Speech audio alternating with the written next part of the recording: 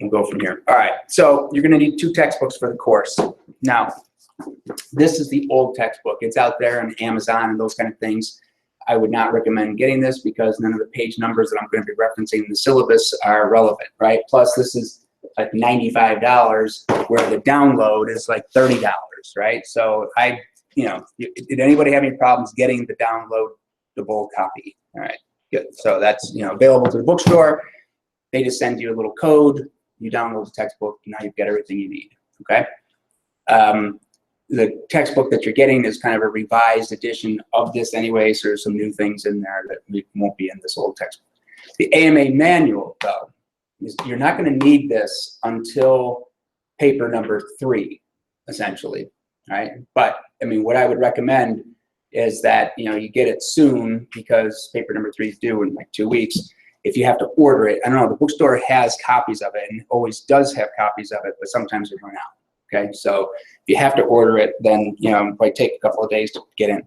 This book you're going to keep with you for the rest of your academic career here, right? Everything you do in your thesis and the the level of work that you do at the graduate phase of your education is all done through the AMA manual, right? Now, many of you are accustomed to probably using APA, right? Saw a lot of students who submitted papers to me for during the summer for evaluation.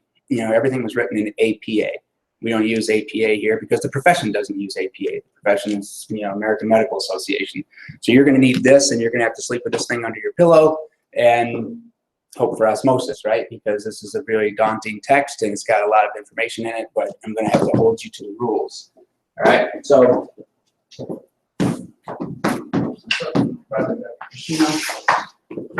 all right. So the syllabus obviously is going to explain to you what text that we need. Now, I mean, here's my contact information if you need to get in touch with me. By email is the best thing to do because I constantly have my phone with me, so I can, respond to you that way. The essays that you write, here's the evaluation breakdown, right? As you can see here, I'm talking about percentage of points toward your grade. The very first paper you write, you will have no grade, right? You'll have no grade recorded. I probably won't even write a grade on your paper. Expect it to be disastrous, right? Because there's going to be a steep learning curve here in this class. So I know that you all have had writing courses in the past. I'm sure that you've all written things and have been successful in the past, and people have told you that you're a good writer, etc. Great. I mean, it's all well and good. What we're doing here is a completely different style of writing than probably what you've done mostly in the past. Because you are in the medical professions, we're expecting you to adopt a kind of a terse medical style, right? Where I'm expecting you to have accurate words, that you're using the clinical language. Now, I'm not talking, this isn't a medical terminology course, right? But I'm asking you to use clinical language to be able to be accurate in what you say, be using fewer words that are more precise instead of just bumbling around with a whole bunch of language as we would conversationally. We're going to have lots of conversations in here about how to transfer your conversational style to a more professional style, right? And that will be covered when we get to papers 2 and 3. So as long as I'm talking about that, I mean, you need to understand, right? I mean, if you look at this, as time goes forward, the percentages increase, right? So here's time, here's the percentages. So if you are starting low, right? I mean, if your first paper is a poor grade, usually I would say class averages for paper number 1 range around the C-D range, right? But then if you do what I tell you to do, if you pay attention to what you're supposed to be doing, if you're doing the readings, if you're working on the papers, if you're adjusting your writing style, then eventually things will get better, right? One of the biggest problems in this class, I think, for most people is establishing critical thinking, right? That you can't operate in a profession if you don't know how to think. So this is one of the things we'll be working on. It's part of the reason why I'm asking you to write paper number 1, which is a very difficult topic to write about, so that I can evaluate what kind of critical thinking skills that you've already got and developed, right? So as time moves forward, right, your paper grades increase in value, but if your grades follow that progression of learning, then what I'm trying to do is I'm trying to reward you here with papers 4 and 5 if you do what I tell you to do, if you have poor grades down here in papers 1, 2, and 3, if you do well on papers 4 and 5, this is essentially the bulk of the grade for the course, right? So, I mean, it's easy for you to get an A in the course if you can get A's on papers 4 and 5, right? I mean, that's pretty much the way it works. I mean, that ends up being 80% of your grade anyways. So that is a kind of a breakdown on how I think about this course. I'm not trying to penalize you for not knowing what you're doing when you come in here. What I'm going to do is I'm going to reward you for being able to implement the style and implement the kind of strategies that we're talking about here in order to develop good critical thinking in your profession. All right? So obviously there's a whole bunch of other things in here that you need to understand and pay attention to, right? The course procedures, I don't have to read this stuff to you. You can read. There's the tentative course schedule for what we're going to be doing and when we're going to be doing it. One of the things that I want to discuss with you today are the categories of evaluation. In other words, what will you be graded on? And there are 6 objectives for the course, right? And of these 6 objectives, if you think about it, they're going to be kind of broad views of writing and then narrow views of writing. So the first one would be unification. And when I talk about unification, I talk about, I mean, what I mean is that you establish a purpose in your paper and you follow through on that purpose throughout the entire essay, right? That if you begin to discuss something and then you go off on a tangent discussing something else, that's okay if you go off on that tangent, as long as you bring that tangent back to the purpose of the paper, the thesis, if you will, right? A lot of people have a problem with this, right? And that they're not organized in their thinking. They just sit down and they start banging out ideas on a keyboard. Next thing you know, they're off on some tangent and they forget what they're ultimately trying to demonstrate. So what I'm trying to explain to you is that your organizational principles must be sound. In other words, you know enough to write, you know, introductions and bodies and conclusions and those kind of things, right? That's obvious for, you know, paper organization. But in this introduction, right, you're going to give some background information, which is ultimately going to lead to a thesis, right? In other words, you're going to have a purpose. For paper number 1, the purpose is very clear and obvious, right? I gave it to you. Should we or should we not accept prayer or intercessory prayer in the practice of medicine? That's your thesis, right? Choose one and defend it. That's what you have to do, right? So should you or should you not accept prayer in the practice of medicine? That's pretty straightforward, right? If you don't have a thesis in your introductory paragraph, I stop reading, right? Because why am I reading further? If I don't know what you're trying to accomplish, how can I possibly evaluate the evidence that you're going to be providing for me? Right? Yeah, makes sense, right? So ultimately, what I'm talking about here is providing a logical perspective on how to develop a critical reasoning that applies to professional writing, right? Logic, reason, organization. So all I'm asking you to do is write like a college student, right? Like a professional, right? Organization. So give me your thesis, establish what your evidence is for this paper. What you should probably do is you should probably be thinking about, okay, what are my arguments for accepting prayer and what are my arguments against accepting prayer? Well, I'd be interested in hearing what some of your positions are on that. I mean, you know, you read some of the articles, right? You read all that stuff. You look at what was put out there and have someone. All right. So you got a guy, Herbert Benson, who's out there. He's doing research on the cardiac care unit. He's looking at patients who are in care. Some of them are being prayed for. Some of them know that they're being prayed for. Some of them don't know that they're being prayed for. And he found what? What were Benson's conclusions? Anybody remember from the articles? What did Benson conclude from any of that? Do you remember? I think that you couldn't measure it. Yeah. His results were, it was inconclusive. Is that a surprise to anybody? Of course not. Right? How are we supposed to measure prayer? What we're doing in this class, and what you need to get pretty comfortable with pretty fast, is what is evidence? Right? Because you're going to go into a profession that is going to require you to test and measure things in order to essentially be accepted in the practice of evidence-based medicine, right? You can't go and just invent treatments on your own because no one's going to pay you to do those things, right? You're going to follow a protocol. You're going to follow evidence-based practice. In other words, there's a system of evidence that's been established in your profession that has told you that this is the best practice that we can use in order to accomplish the goals that we want to achieve, whatever those goals may be. And this is what we're going to do through the whole rest of the semester, right? I'm going to ask you to start looking at conditions. I'm going to ask you to start looking at treatment options for those conditions and to argue which are the best treatment options for that particular condition. Because if you're reading an article and that article is full of flaws, but you don't know enough to think that that article is flawed, you are going to accept it. And that's a problem, right? Because people are going to pick up Benson's articles here and they're going to say, wow, Benson's finding that, intercessory prayer is scientific, can be applied to a scientific study. And so people are going to think that automatically that prayer should be accepted into medicine?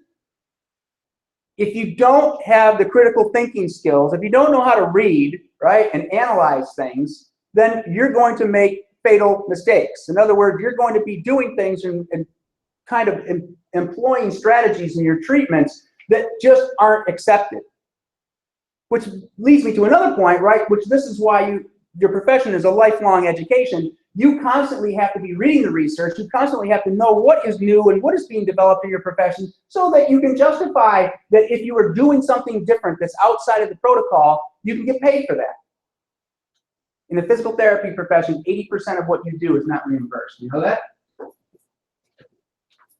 You can't get reimbursed for this stuff if you're driving me nuts, guys.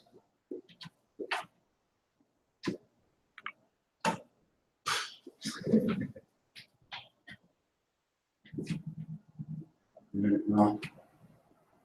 I'm gonna deliver it. Sorry. So if 80% of what you do is not reimbursed, why is that? It hasn't been established as standard protocol, right? So why would people try to employ something that hasn't been established in evidence? It doesn't make any sense, does it? All right, so if Benson's conclusions were inconclusive, now let's go back to the intercessory prayer article because this is what you're going to be writing for me. Drafts are due on Wednesday, the final paper is due on Monday, right? So if Benson's conclusions were inconclusive, Benson said, hey, I can't find it. You know what inconclusive means, right? It doesn't mean the prayer didn't work. It means I can't study it. More people in the prayed for group died in Benson's study. Does that mean that prayer didn't work? No, it doesn't mean that anything. It means that we can't study prayer. Prayer is outside of science, therefore, we can't apply scientific principles to it. So if you're thinking that your thesis is going to be, we can't accept prayer in medicine because there's no evidence to support it, your thesis is entirely wrong. You can't argue that because we can't get evidence for prayer, right? I'm trying to help you out here by telling you this, right? Don't write that as your thesis because if you write that thesis, I stop reading. I'm just going to say, you didn't listen to what I said. You have to be able to think critically about this subject matter. If we know that prayer cannot be substantiated with scientific evidence, why are we trying to use scientific evidence to argue its validity? Doesn't make any sense. We know that prayer is outside of science. Therefore, what kind of evidence? Let's say that we want to accept prayer into medicine. Let's put ourselves into that boat right now and say we're going to take the side where we're going to accept prayer into medicine. What would our arguments be? How would we provide evidence to say that, yes, prayer should be accepted? What would be an argument? Just about the positive feelings of people knowing that they're prayed for and cared about. Okay, so positive vibes. We'll just throw that out there. Yeah, that doesn't seem like a very strong piece of evidence, does it? So, but what kind of evidence is it? I mean, let's think about this. What are some other types of evidence that we can use for this? Let's kind of put them all into a basket and then just try to figure out what all of this means. So there's that positivity. There's this thing that the feeling that if people are praying for me or if I'm being prayed for, that I will myself into better health. Right? Is that possible? Do our brains have the ability to heal ourselves? Can we heal ourselves with positive thinking? No? How do you know? You can't know, right? You can't know what the brain is capable of doing. You can't know if there's an ontological being that is intervening in your life and making you better. You can't possibly know that. Write about what you can know and be clear about what you can't know.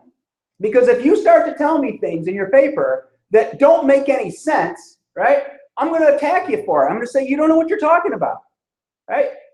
I'm going to write you nasty notes and say, you're not thinking.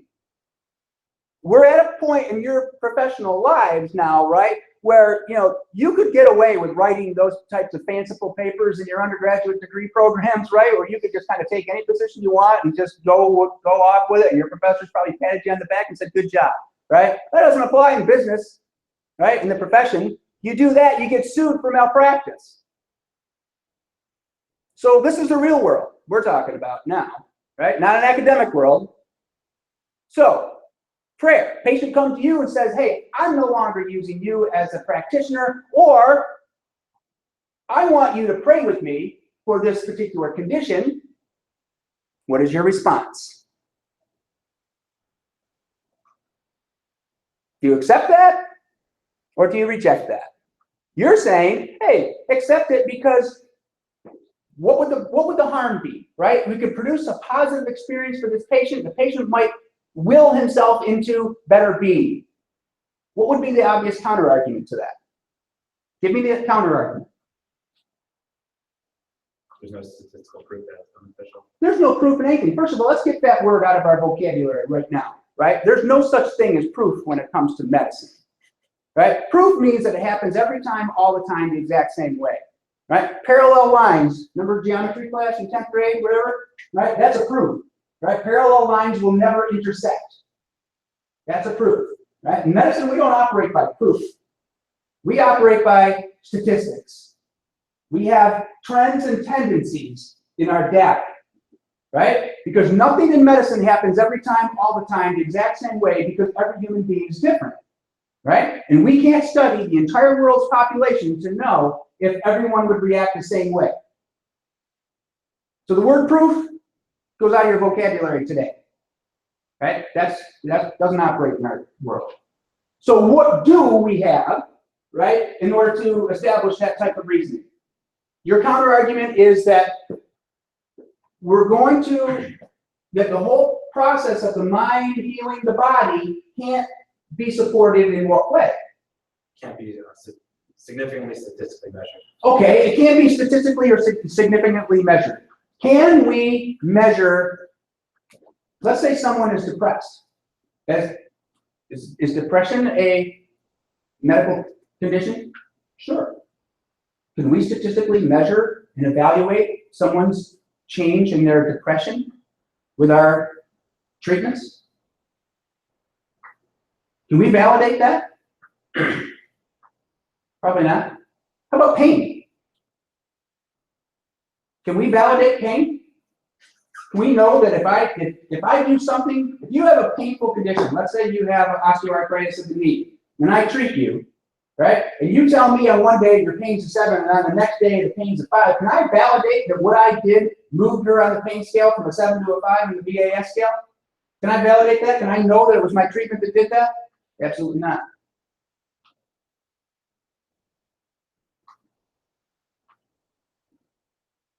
So let's go back to your counter argument, right? What do you mean? If I can't use that argument, right? Or if I'm trying to argue that I can make you feel better, if your mind is somewhat oriented toward healing, if I can improve that way your mind thinks, right? That's the argument for prayer. The counter argument has to be what? Does it not work? How would we know? We don't have any evidence. We're not operating with evidence. So what would we use to reject that?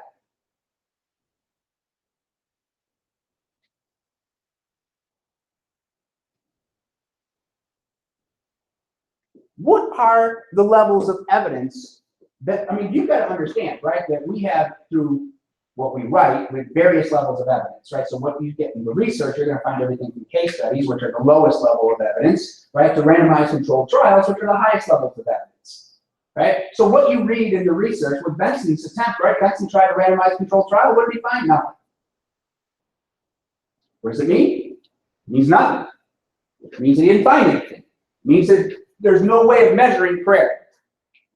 So if we're trying to apply principles of reasoning to something like prayer, we can't use that type of reasoning to say that, hey, you know what? Prayer can't be measured, therefore we're going to reject it.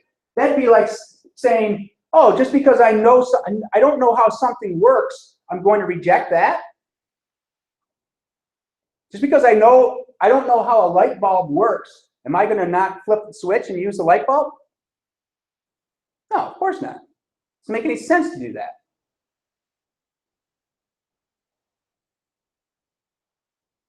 What's the argument against prayer? I want to know. I mean, most of you are probably sitting there in your seats coming in here today thinking, hey, I'm not taking the side of prayer. I'm not going to accept that. That doesn't make any sense. And I'm going to say, what's your reasoning for not accepting it?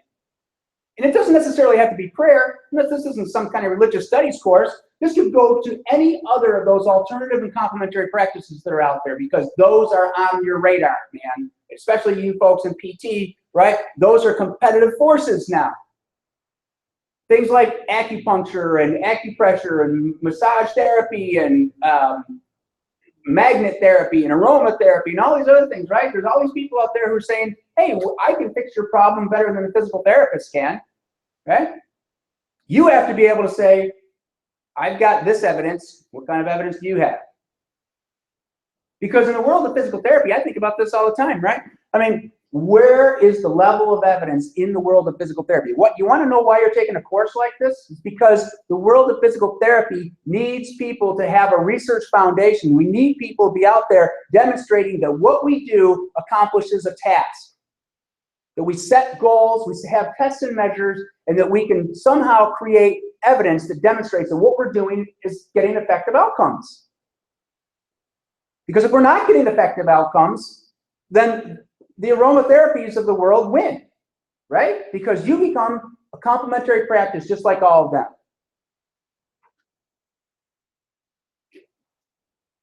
Right? My neighbor, walking down the street, great big garbage can lid strapped to his back, right? Has low back pain for years. Walking down the street, he's telling me, he's like, oh yeah, this magnet I think is really working. I'm like, really? What kind of evidence do you have for that? Oh, well, I feel better today than I felt yesterday. That evidence? I don't know. Maybe. If he feels better, this is your argument, right? What you were just saying. If he feels better, even though there might not be a scientific control there that demonstrates that what has happened to him is physiologic in nature, right? If he feels better, is that evidence? Anecdotal evidence. Pardon? Is it more anecdotal evidence? Sure. I mean, it's anecdotal evidence and it's more qualitative in nature, right? I mean, a lot of times what we're looking for in scientific studies is quantitative outcomes, right? We want numbers. We want hard measures. We want that word proof, right? But we don't get proof. So what we use are tests and measures that show that we're getting changes and that we try to validate those changes with statistics. That's the reason why when you're reading those articles, you've got to be able to look at the stats and you've got to know what information is relevant and what information is irrelevant. Because they're going to be putting the stats in there, and if you don't know how to read p-values, the confidence intervals, and all the other types of statistical measures, right, all those numbers are just going to become a blur to you. So crack open your stats texts, right? Reacquaint yourself with that stuff because you're going to need to know that in order to, because one of the things that Benson couldn't do, right, and so any prayer study, everybody, I would just encourage you, go do a Google search on prayer studies, right? You're going to find all sorts of people out there who are saying, oh yeah, I took 100 people and I prayed for them and 75% of them got better. Where's causation in that, right? There's no causation. If the people got better, did they get better because of the prayer? We can't know. Did they get better because they were just predisposed to getting better? Maybe. How do we know that what we did in the study, prayer, right, the independent variable, caused the outcome? We would have to be able to correlate that with statistical measures. We can't do it because there's no way to control for all the variables in that kind of study. So we can't validate it with stats. Does it mean it didn't happen? No. It just means that we can't validate it. So how much of medicine, this is the question, right? How much of medicine is this qualitative factor and how much of it is quantitative? Because if you're treating patients and you're getting results, but you can't validate that information, does it mean that what you're doing is ineffective? Not necessarily. If the patients are walking out of your office and saying, I feel good, I feel better than I felt yesterday, are you successful in your treatment? I don't know. Depends, right? If you're only measuring yourself on qualitative factors, well then yeah, you are. And that's the reason why if you look at research, right, they're going to have qualitative factors in there, which are things that are very subjective like pain scales, right? But they're also going to have the other tests and measures, which would be things like range of motion, strength, the conditioning factors that would lead to a better outcome for your condition. So I use the example all the time. Osteoarthritis of the knee. Right? You know what osteoarthritis of the knee is, right? Breaks down the cartilage in your joint, right? So what you have are two bone structures, right? There's a cartilaginous surface between those. There's musculature around those, right? There's a capsule and all this it operates in, right? And those bone structures over time begin to wear on each other because the cartilage breaks down, right? The musculature breaks down, so the joint becomes abused in a way that it's not used to, and that creates inflammation, pain, those kind of things, right? Physical therapists, you make a living off of treating osteoarthritis, right? Okay, so if you are going to correct this problem of bone-on-bone contact in that joint, how would you fix the problem? Put another cartilaginous surface in there? Sounds like surgery. How am I going to increase this joint space, right? That's the problem. Joint space narrowing is osteoarthritis. So how am I going to increase that joint space? Is anything you're going to do as a physical therapist going to increase that joint space? You're shaking your head no. Then why are we paying you to treat osteoarthritis? Reduce the symptoms. What's that? Reduce the symptoms that are causing them. Okay, reduce the symptoms. But it doesn't seem to me, right, like you're treating the condition, right? The condition, if I'm going to resolve the condition, it's replace the cartilage in there. Let's have no more bone-on-bone contact. Cut the whole joint out and put two new joints in there, two new pieces to make a joint that isn't rubbing on each other, right? Why are we paying you to treat the symptoms when the condition seems to be outside of your scope of practice? What's the evidence that says that you're doing your job? What are the symptoms of osteoarthritis? Pain. Pain. Discomfort. Do I need, so tell me what a physical therapist does to treat pain and discomfort in an osteoarthritic patient. What does a physical therapist do? Increase strength, increase range of motion. Increasing strength, increasing range of motion. Okay. Increasing strength and increasing range of motion, can those be measured? Sure. But what's the final outcome? Does increasing strength and increasing range of motion, does it take away the problem of bone-on-bone contact? No. But it reduces the symptoms. So there's your evidence, right? That maybe if we can control the symptoms, the pain and discomfort, that we can prolong the inevitable, which would be surgical replacement. Right? So we're going to do what we can to manage the condition over time so that this person doesn't have to do surgery, or we keep working with this patient until they become more sedentary in their life, right? Because we don't want to have to spend a whole bunch of money on surgery and put a patient at that kind of risk. If you look at it purely from a scientific standpoint, I would say physical therapists don't treat osteoarthritis.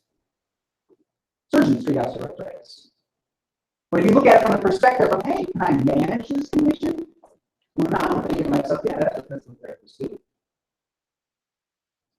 And that symptomology, right, you're talking about that pain and discomfort, those are very qualitative measures of a problem, right? But increasing strength and increasing range of motion should reduce those qualitative. So you have quantitative measures of strength and range of motion, which will translate as improvements to those qualitative complaints. Understand how this is working? So how does that work in prayer? Well, you gotta understand, right? Prayer is becoming part of the treatment plan. Right? A lot of these complementary and alternative practices are being taught in medical schools today.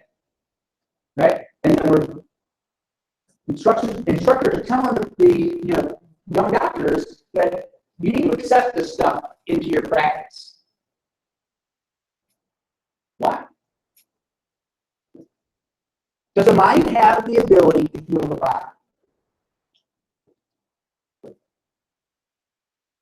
If it doesn't, then why are we accepting these things? So it seems to me like the AMA is now saying that it does. Why else would we accept these things into practice? So let's go back to our argument. If you're going to accept prayer in practice, right, you're going to have to argue what? What are you going to have to argue? What would be your evidence for accepting prayer? Anyway.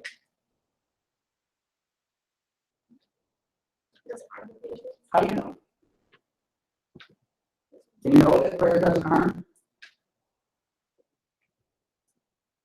But God hates you. Bad for you, guys. I mean, you can't know prayer doesn't harm. Can you? No, you can't know what prayer does. So what would be your evidence for accepting it? Give me one thing. Just tell me one thing. The entire medical community is now accepting prayer in practice. Why are we doing it? Give me one reason.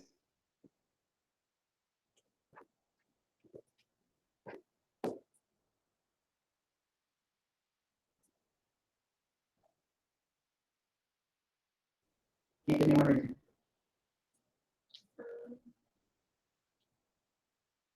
Like improving the anticipation or somehow that. It's got to be it, right? The thousands of years of practice, that belief systems, that somehow feeling the connectedness to a community, that all of those things, they have to translate into something, right?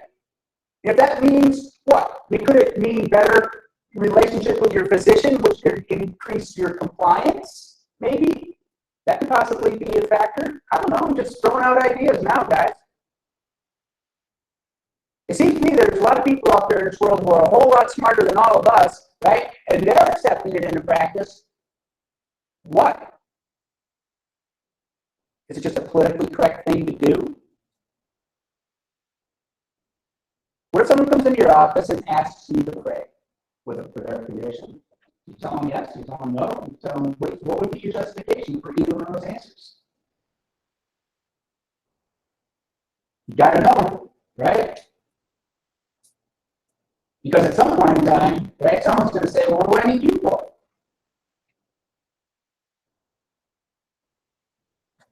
So we know that there are some reasons for accepting prayer, and what are the reasons for rejecting prayer? What would be, give me one reason why you would reject prayer from medical practice? And don't tell me that there's no scientific evidence. You've already been telling that. What would be your reason for rejecting prayer?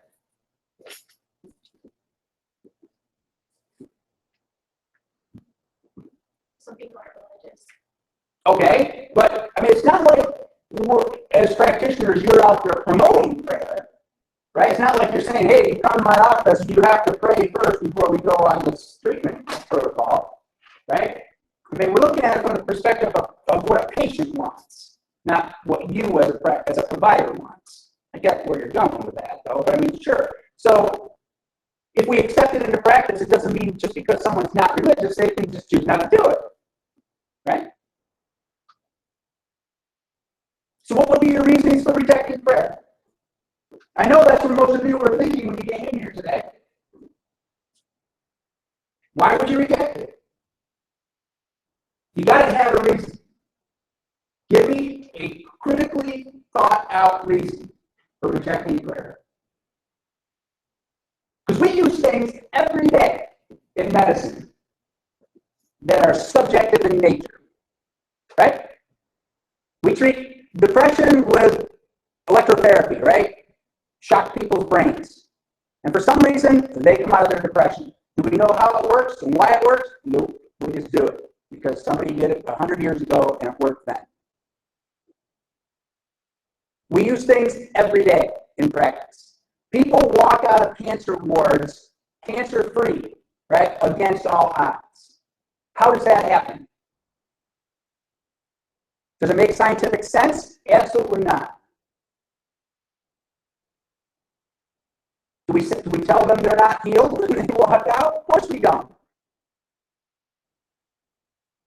Things happen every day in a variety of different ways, and we have no explanations for them. So tell me why we would reject prayer. There's got to be a reason.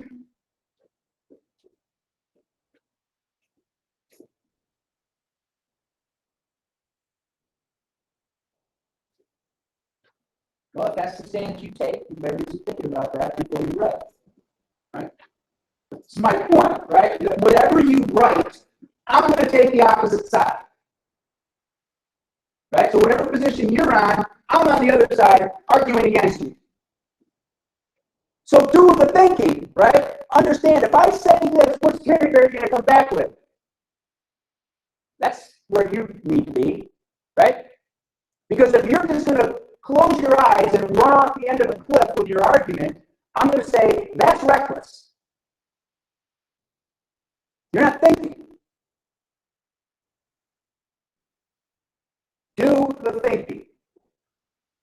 All right? So that's what this whole thing about unity means, is that you can establish an argument and that you can hold that argument through the process of evaluation. Right? I need to be able to see you think clearly, logically, rationally, and explain things.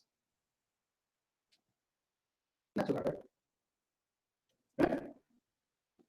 It's only going to get more difficult from here because from this point forward, now we're going to turn it into, after this paper, we're going to start looking at actual research articles, right? We're going to start looking at treatment options. We're going to start looking at your profession. We're going to start analyzing the research in your profession to determine what kind of validity is behind these studies.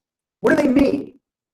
Because if we don't recognize what the flaws are in the studies, then we're going to be closing our eyes and running off the end of that cliff, just like I explained. You have to be able to understand what the research means, right? And nobody's got answers out there. The only thing that's out there in the research are trends and tendencies, statistics and measures. That's it.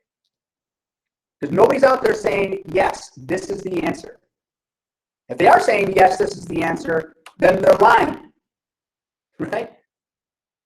You need to be aware of that because that type of answer doesn't exist. All right. The other factors that we need to talk about for this course, right, other objectives, things like coherence. In other words, can you manage information across the page? Does it read fluidly? Does it make sense transitioning from idea to idea? Do you control the reader's reactions from the introduction through the body paragraphs into the conclusion? Are you able to provide information in a way that is logical and flows, right? Because if it doesn't, then I have no idea how to follow your argument And if I can't follow your argument, your paper fails.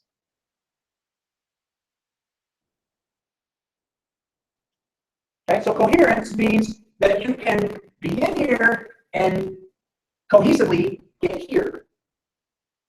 What I can't have is here's an idea, here's an idea, here's an idea, oh, here's this other idea, right? That doesn't make any sense. You need to bridge it all together.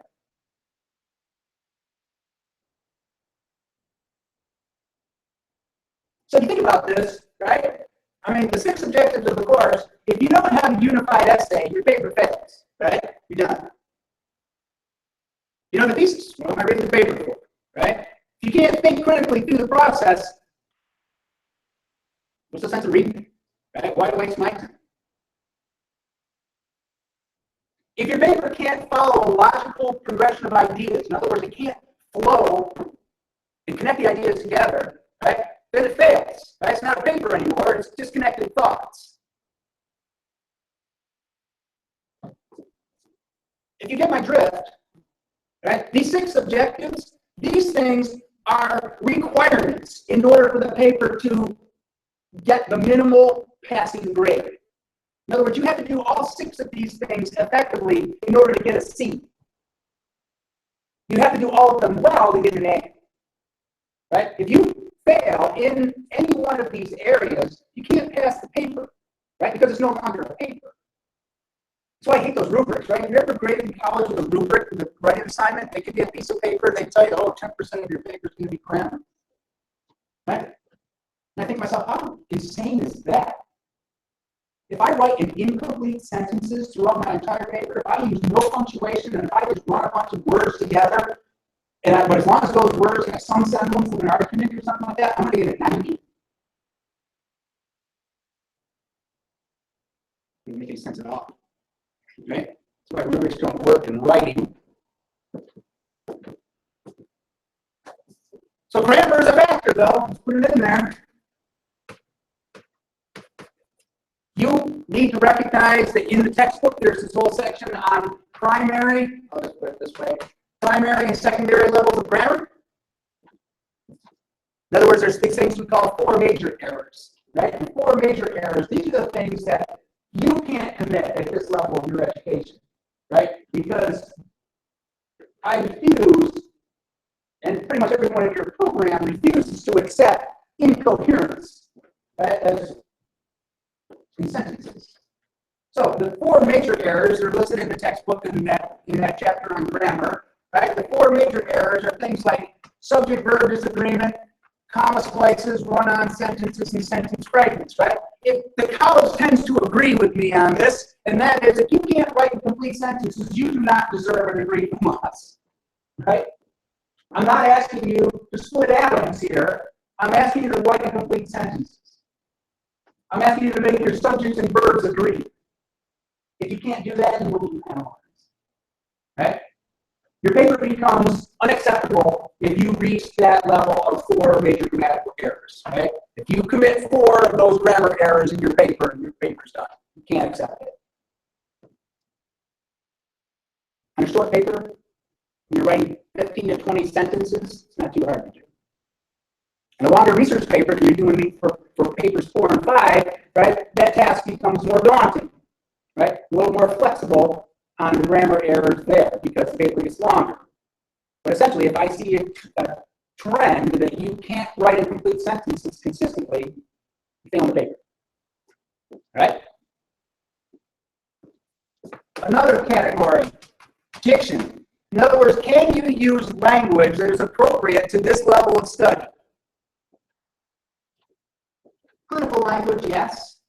But it's also about not writing conversationally. This is a writing and research course. This isn't a public speaking course, right? If you write like you speak, you're going to face some challenges, right? I'm going to be giving you reads. I'm going to be giving you lectures, right? I'm going to be talking to you about how to change this, right? We're going to start talking about things like weight verbs and powerful action-oriented verbs. We're going to adopt what we call a verb-based writing style, where we create a clear relationship between the subject and the verb.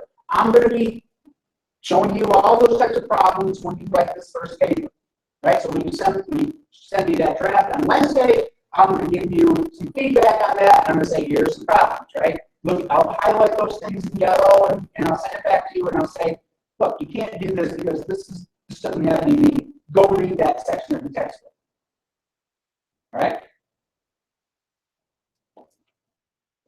If you can't operate at a level of language that is appropriate to your profession, your paper can't pass. So these are the first four things that we're going to concentrate on for papers 1 and 2. For papers 3, 4, and 5, we're going to add 2 more, and both of these have to do with research. So there's the presentation of research, which means that you can follow the AMA manual. And then there's the information literacy component, which means can you read the research and understand what it says, and you know how to then use that in your argument. What I found over the years is that most people who come into this class are not very good readers of research. They see words on the page, they see numbers, but they don't know how to interpret it. We already know, right, that there's no such thing as a perfect study out there. We already know that every study that's published is flawed in some way.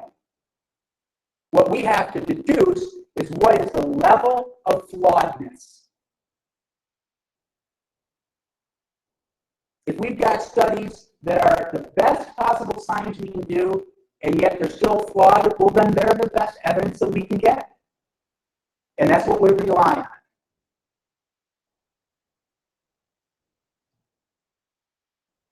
But if we don't have a very controlled study, and we've got a bunch of numbers that are showing that this is either effective or ineffective, we can't trust that because the study is not reliable. Right? We don't want to depend on a study. It doesn't make any sense. Benson's research article, right? I mean, that's what people jump all over Benson on this. He started up this Mind Body Institute, right? You got this place over here in Amherst that's criticizing Benson, right? Saying that, you know, prayer shouldn't be allowed in medicine and all. And for what? Because Benson's study was flawed? What else can we do? There's no way we can produce a study about prayer. So why are we trying to attack Benson for producing a flawed study when that's all that's humanly possible to produce a flawed study?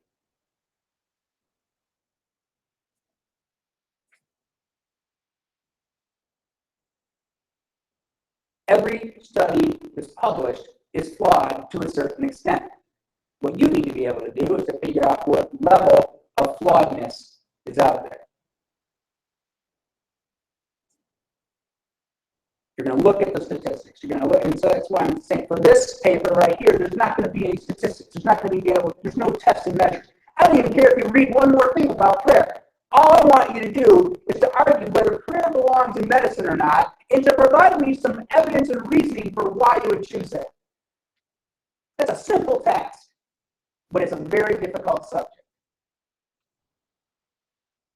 And there's no way of, whatever you offer as an argument, I can offer as a counter argument, right? So there's no way you're going to win the argument, right? So let's just get that square. But just, if you can stay focused and controlled and understand what your limits of your argument are, that's fine.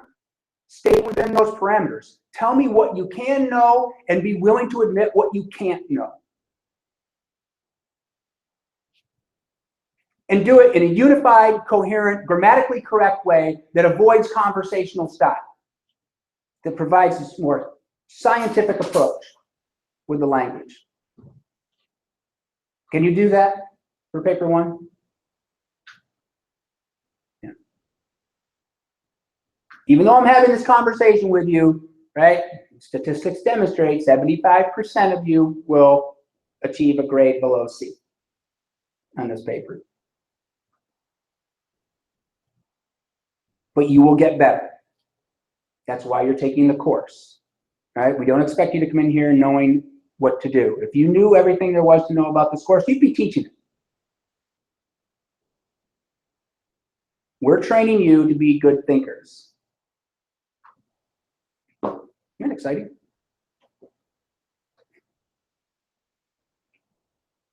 All right. Any other questions about the objectives of the course? Any questions about anything? Do you want me to cover any of those grammar issues? Do anybody want me to cover any of the issues up here that I've listed up on the objectives, right? I mean, the ones I'm going to hold you responsible for in paper number 1 are the first 4. Right? I mean, if you want me to go into any of this, great. If you want to look, I would encourage you over the next day to look at those video lectures. And if there's no video lecture, if it's not loading for you or whatever, then just go to the textbook and breeze through the textbook. I know that grammar stuff is dense and difficult, right? Make your mistakes, right? Do what you can to get the paper written in the best of your ability, but expect to get a whole lot of feedback on your paper on Wednesday, right, to tell you, hey, you need to make these kind of changes, so that then when you turn the paper in on Friday, right, I'm going to at least have something to put in the book to say, all right, this person's on track or not, right? I mean, this is essentially what this first paper is demonstrating to me, whether you're going to be successful in this course or not. And then we write paper number 2, that's when the grades start coming in, right? In paper number 2, I'm going to ask you to find a condition that's relevant to your profession. And I'm going to ask you to start looking at treatment options for that profession. Pull an article about treatment A, pull an article about treatment B. I'm going to ask you to compare the evidence in those 2 articles to tell me which treatment is better.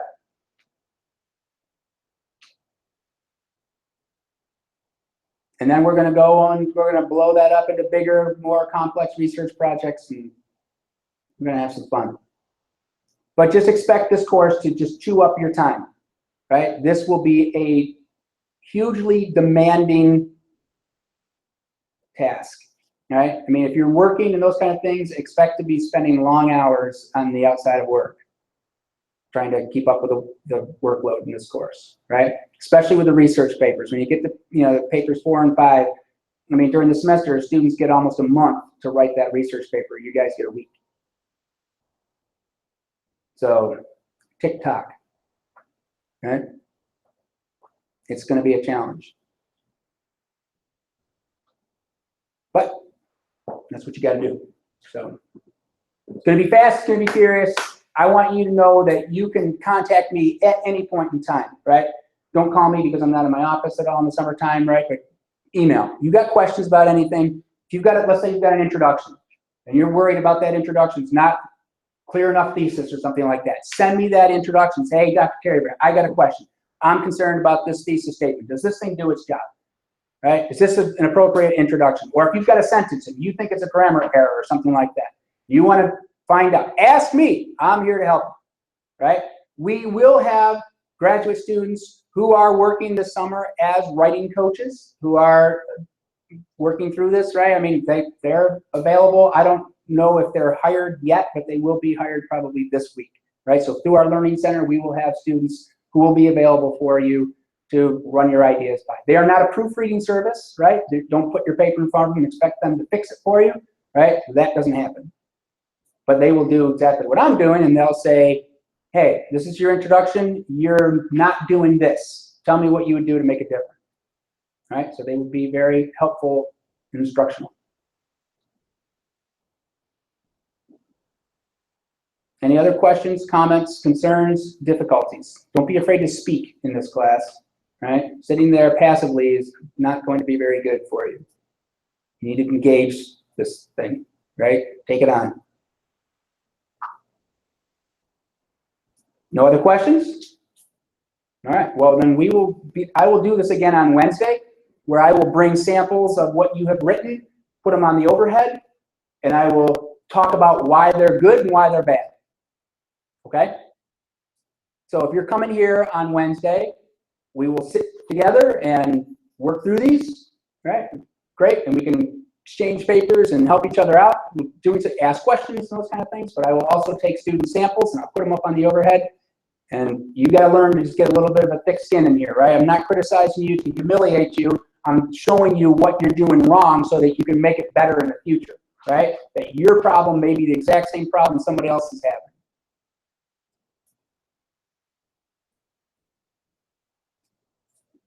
All right, we're going to have fun together for the next 5 weeks. So, all right, keep in touch with me, right? If you've got questions, you've got problems, you connect with me as much as possible. Feel free any point in time, I've always got my phone with me.